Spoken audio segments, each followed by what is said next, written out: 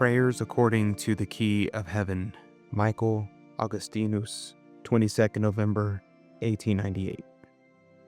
The Confiteor.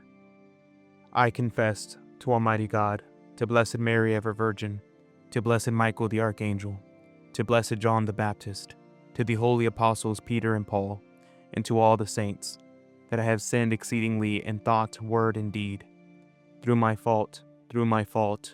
most grievous fault.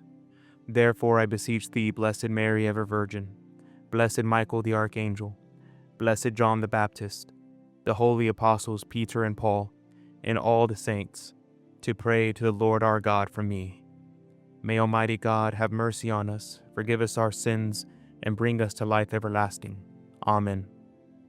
May the Almighty and merciful Lord grant us pardon, absolution, and remission of all our sins. Amen.